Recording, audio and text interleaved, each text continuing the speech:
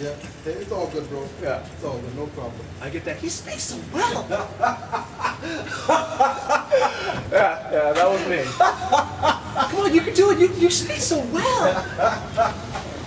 How do you expect me to talk? You didn't sound like that on the phone. Like, you didn't sound like that on the phone. I sound like the same way I do now.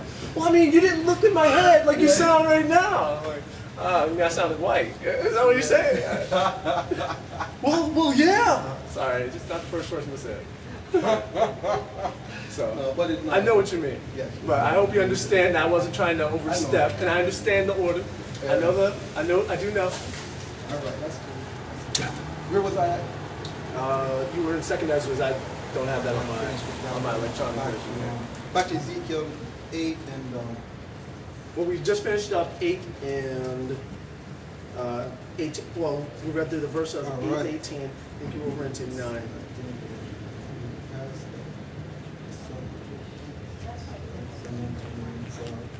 Right, didn't no one see it.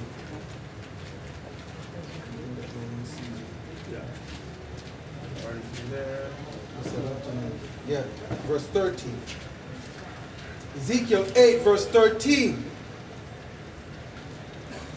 He said unto me, turn thee yet again, and thou shalt see greater abominations than they do. Again, you see, one Israelite was doing wicked, right? But he said, turn again, and another one is doing worse than what the other one was doing. And that's our nation right now. As I said, right? A brother sent me a video, and it shows some 10-year-old to probably 14-year-old, around 7 of them, from the age between 10 through 14.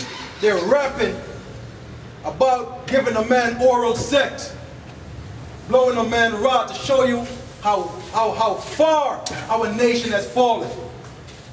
How far our nation has fallen. Understand? And we shouldn't get that as being a norm in society. That's not normal. That is not normal. All right? Especially for you Israelites, you people of Negro and Indian descent, Latinos and Hispanics. That is not normal for us as a nation. Understand? We got laws we got to live by. You understand?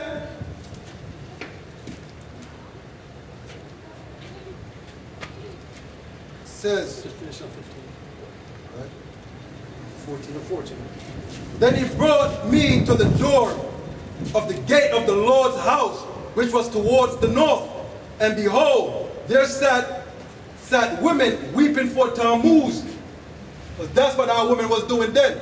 All right? They were weeping for Tammuz. Tammuz was a Babylonian deity, right? A fertility god. All right?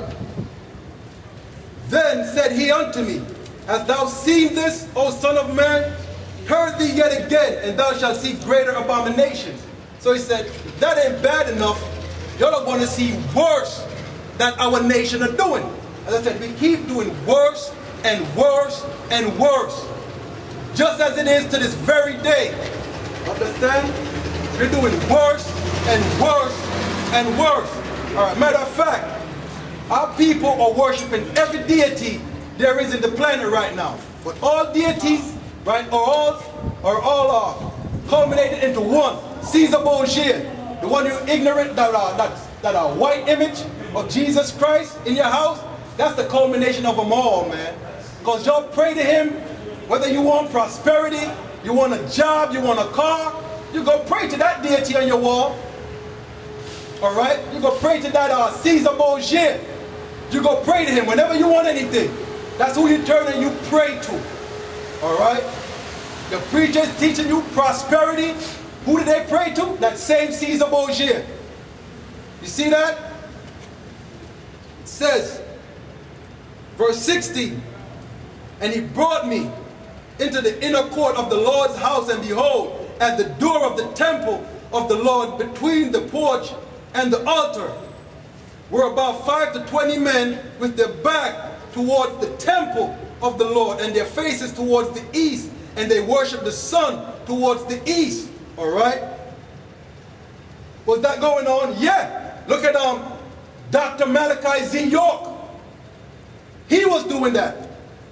Understand? He was doing that. See what I'm saying? He knew he was Israel because the elders taught him and told him he was Israel. So what he did, he took what he was taught about the Israelites and mixed it with other doctrines and philosophies. Understand? Put himself up, built some pyramid over in Georgia, and was worshiping the sun. Egyptian worship, man. See, he was worshiping the same gods as the Egyptian. Understand? Says, then he said unto me, hast thou seen this, O son of man? It is a light thing for the house of Judah that they commit abomination, which they commit here. For they have filled the land with violence, and have returned to provoke me to anger. And lo, they put the branch to their nose. Right? When it says they put the branch to their nose, right? That's referring to the Persian worshiping of the rising sun. That's referring to the Persian worshiping of the rising sun, because that's what they did back then, to show that Israel always followed the customs of the heathens. Not only that, they get worse than the heathens are. Alright? Verse 18. Therefore will I also deal in my fury. My eye shall not spare, neither will I have pity. And though they cry in my ears with a loud voice, yet will I not hear them. Why? Because now it's time for judgment. Now it's time for judgment. Alright? Let's get let me read it one more time and get 1 Peter.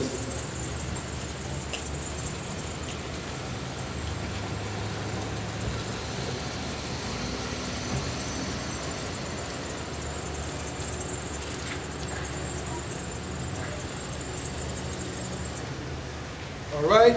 This is Ezekiel 8, verse 18. It says, therefore will I deal in my fury.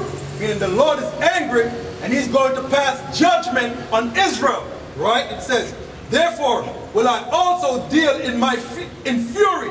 My eye shall not spare, neither will I have pity.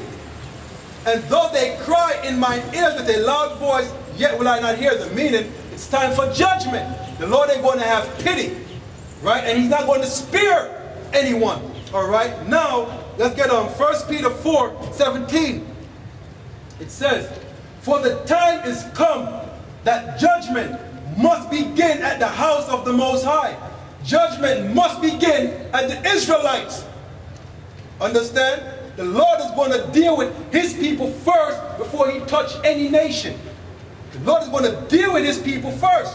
Right? It says, for the time is come that judgment must begin at the house of the Most High.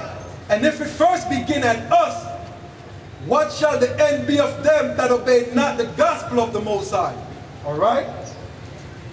And if the righteous scarcely be saved, where shall the ungodly and the sinners be? It tell you, the righteous are going to scarcely be saved. And if the righteous scarcely make it out of the destruction, where shall the sinner and the ungodly be? Alright, let's get Amos. Let's get Amos.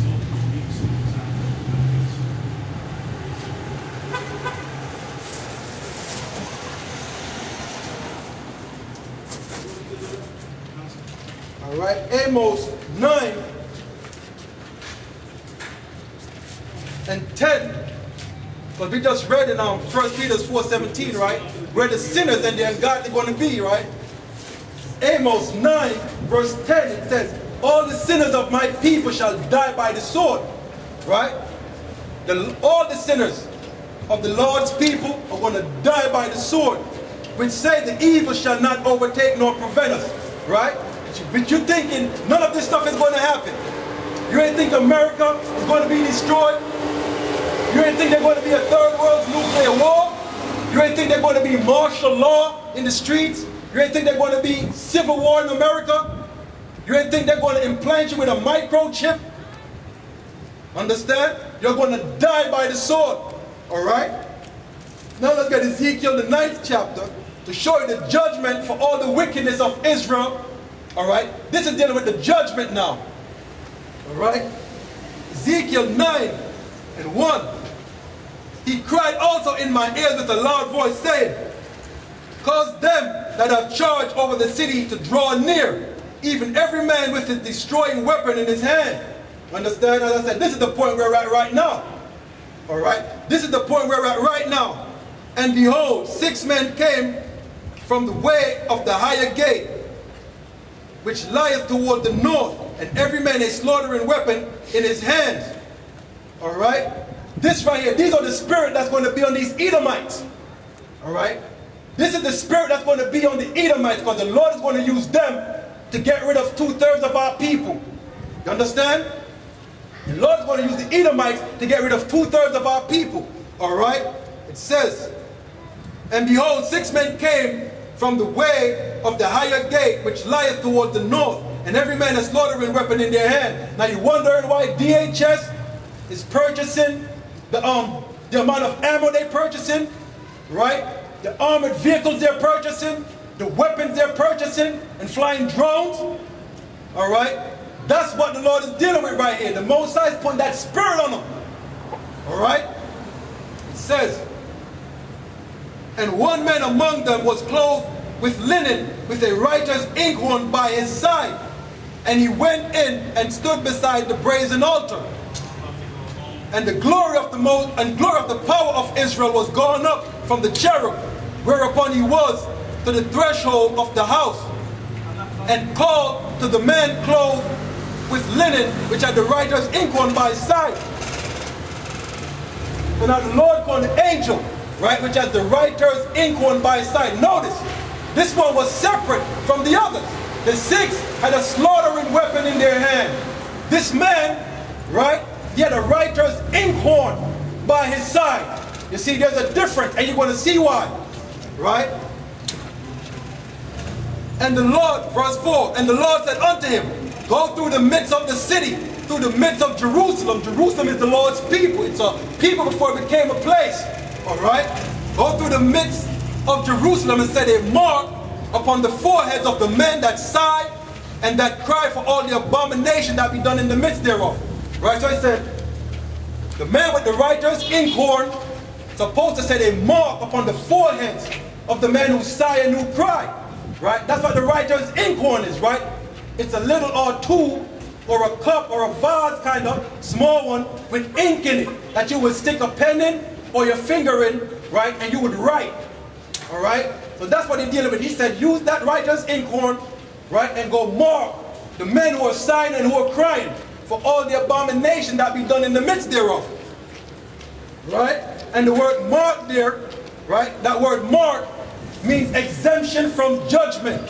It's the Hebrew word tav, which means exemption from judgment. So the man who got the mark, right, is going to be exempt from the judgment. You understand? All right. Let's jump to verse 11. This is still dealing with the man with the writer's inkhorn. The Lord told him to go through the midst of the city, through the midst of Jerusalem, and set a mark upon the foreheads of the men who are sighing and who are crying. All right? This is Ezekiel 9 and 11. And behold, the man clothed with linen, which had the inkhorn by his side, reported the matter, saying, I have done as thou hast commanded me. Meaning he went around and he set a mark upon the foreheads of the men who were sighing and who were crying. He did that. That was his sole purpose. His sole job was to mark the men who are sighing and who are crying. All right? Just as I'm doing today, sighing and crying for all the abomination, all right, all the wickedness my people are doing. You understand? Let's jump back to verse 5. He said, and to the others he said in my hearing. Who are the others? The others were the six men, right, with the slaughtering weapon in their hand. Those were the others. Understand? And I said, and that those spirits are going to be on these Edomites, right? Be it their militia, right? DHS, right? What they call it? Northern Command, right? The Most High is putting them spirit on these men. Why? Because they're going to take out the Lord's vengeance on his people. You understand? Unto the others he said in mine hearing, go ye after him through the city and smite. Let not your eyes spare, neither have ye pity. Slay utterly old and young, both maids and little children, and women. You see that? He ain't going to spare, he ain't going to have no mercy on nobody. Alright? Just as I keep talking since I've been out here about those 6 or 7 little boys freestyling, rapping, right, from age 10 to probably 14, rapping about how they're giving men oral sex and all that. They gotta die. You understand? It says, slay utterly old and young, both maids and little children, and women, but come not near any man upon whom is the mark. Why? Because they're exempt from the judgment. Alright? And begin at my sanctuary. Then they began at the ancient men which were before the house. You see that? And what this is saying right here is the same thing it's speaking of in Revelation, the 7th chapter. It is the same exact thing. Understand? The Lord said, hold back the 4 winds till he seal his elect. Alright? And he also said him to mark the elect on their foreheads. Understand? Before the destruction comes. Why? Because they're going to be exempt from the judgment that's coming. Alright? Matter of fact,